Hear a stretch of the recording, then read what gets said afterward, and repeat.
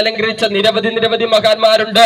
പ്രകൃതിയുടെ പച്ചക്കാവ്യം പട്ടുടുത്ത സംഘ്യപുത്രൻ നിന്റെ പാദങ്ങളിൽ ചുംബിക്കുമ്പോൾ സഖ്യൻുച്ചയിൽ നിന്നൊഴുകി വരുന്ന നിത്യഹരിത കാവ്യമാണെന്റെ കേരളം എന്ന് തുടങ്ങി കേരളത്തെ നല്ല നിലകളിൽ കൂടി വാക്കുകൾ കൊണ്ട് അലങ്കൃതപ്പെടുത്തുമ്പോൾ ഒരു കാര്യം എന്നെ കേൾക്കുന്ന മാനവജന സമൂഹം ഒന്നടങ്കം തിരിച്ചറിയേണ്ട നഗ്നമായ ഒരു സത്യമുണ്ട്.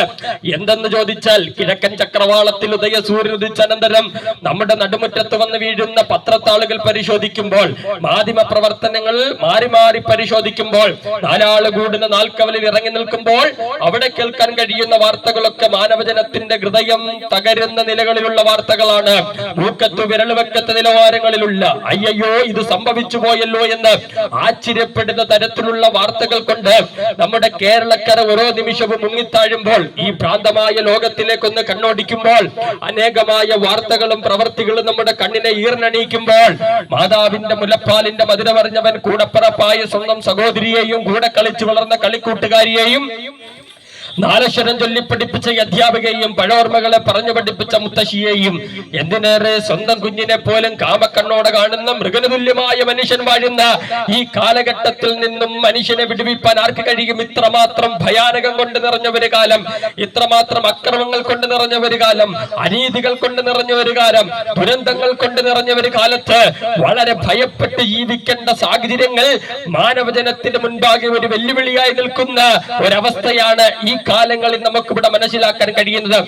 നോക്കെ, നമ്മുടെ കേരളം എന്ന ഈ മനോഹരമായ സംസ്ഥാനത്ത് നമുക്കറിയാം, കേരളത്തിന്റെ എല്ലാവർക്കും അറിയാവുന്ന ഉത്സവമാണ് ഓണം എന്നുള്ളത്. ആ ഓണ സമയങ്ങളിൽ നമ്മളെല്ലാവരും പാടുന്നതാകുന്ന ഒരു ഓണപ്പാട്ടുണ്ട്. അതിങ്ങനെയാണ്: മാവേലി നാട് വണിടും കാലം മനുഷ്യരെല്ലാരും ഒന്നുപോലെ, ആമോദത്തോടങ്ങ് വസിച്ചിടും കാലം ആപത്തുന്നാർക്ക് മുട്ടില്ലതാനും, കള്ളവുമില്ല ചതിയുമില്ല ഇല്ലോളമില്ലപ്പോൾ യുവജനമെന്നുള്ള ഓണപ്പാട്ടുകളൊക്കെ നമ്മൾ പാടുന്നവരാണ്. നോക്കെ, ആ പാട്ട് ഞാൻ ഇങ്ങനെ പറഞ്ഞതിന്റെ കാര്യം എന്തെന്നറിയാമോ? അതിൽ ചില വരികളുണ്ട്. അതിങ്ങനെയാണ്: കള്ളമില്ലാത്ത ചതിയില്ലാത്ത അക്രമങ്ങളില്ലാത്ത അനീതികളില്ലാത്ത ഒരു നാളെയെ മുൻപിൽ കണ്ടുകൊണ്ട് കവി അതിനെ അലങ്കരിക്കുമ്പോൾ ഒരു കാര്യം അറിയണം, അങ്ങനെ ഒരു കാലഘട്ടം നമ്മുടെ കേരളത്തിൽ ഇവിടെ പുനർജനിച്ചിട്ടുണ്ടോ? ഇല്ല. അക്രമങ്ങളില്ലാത്ത, അനീതികളില്ലാത്ത, ദുരന്തങ്ങളില്ലാത്ത, കൊലപാതകങ്ങളില്ലാത്ത, പീഡനങ്ങളില്ലാത്ത ഒരു കാലഘട്ടം നമ്മുടെ കേരളത്തിൽ ഇവിടെ പിറന്നിട്ടില്ല.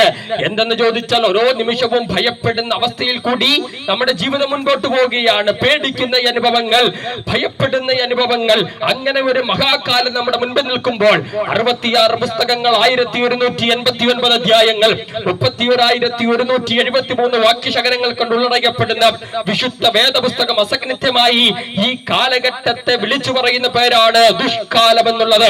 എന്നെ കേൾക്കുന്ന സഹോദരങ്ങളെ, നമ്മൾ പാർക്കുന്ന ഈ കാലം ഒരു ദുഷ്കാലമാണ്.